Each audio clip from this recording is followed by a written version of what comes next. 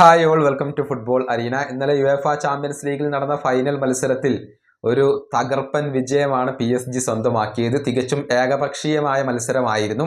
എതിരില്ലാത്ത 5 ഗോളുകൾക്കാണ് ഇന്റർ മിലാനെ അവർ പരാജയപ്പെടുത്തിയത്. PSG ഒരു സമ്പൂർണ്ണ ആധിപത്യമാണ് മത്സരത്തിൽ കണ്ടിട്ടുള്ളത്. എല്ലാവരും മികച്ച പ്രകടനം നടത്തി.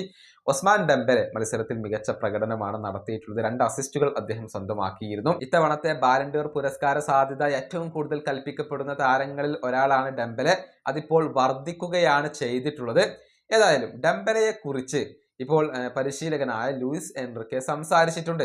അതായത് താൻ ബാലൻഡിയോർ പുരസ്കാരം നൽകുക അത് ഡെംബലക്കാണ് എന്നാണ് എൻറിക്കെ പറഞ്ഞിട്ടുള്ളത്. അദ്ദേഹത്തിന്റെ വാക്കുകൾ ഇങ്ങനെയാണ്: ഞാൻ ഇത്തവണത്തെ ബാലൻഡിയോർ പുരസ്കാരം മിസ്റ്റർ ഡെംബലേക്ക് നൽകുകയാണ്. അദ്ദേഹം ഇന്ന് ഡിഫെൻഡ് ചെയ്ത രീതി എടുത്തു പറയേണ്ടതാണ്. അത് തന്നെ ബാലൻഡിയോറിന് വർത്താണ്. എങ്ങനെയാണ് ഒരു ടീമിനെ നയിക്കേണ്ടത് അത് അദ്ദേഹം കാണിച്ചു തന്നു.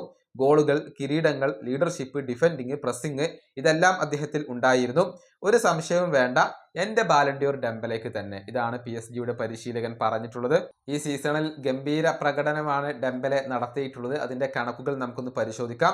ആകെ 54 മത്സരങ്ങൾ, 35 ഗോളുകൾ, 13 അസിസ്റ്റുകൾ, 54 മത്സരങ്ങളിൽ നിന്ന് 48 ഗോൾ പങ്കാളിത്തങ്ങൾ. ലീഗ് 1 കിരീടം നേടി. ലീഗ് 1 ഗോൾഡൻ ബൂട്ട് അദ്ദേഹം നേടി. കോപ്പ ഡ ഫ്രാൻസ് നേടി. അതുപോലെ തന്നെ ഫ്രഞ്ച് സൂപ്പർ കപ്പ് നേടി.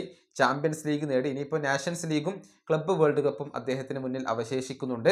ഇങ്ങനെ ഗംഭീര പ്രകടനമാണ് ഡെംബലെ നടത്തിയിട്ടുള്ളത്. അതുകൊണ്ട് തന്നെ ഏറ്റവും കൂടുതൽ സാധ്യത ഇപ്പോൾ ഡെംബലേക്ക് തന്നെയാണ് കൽപ്പിക്കപ്പെടുന്നത്.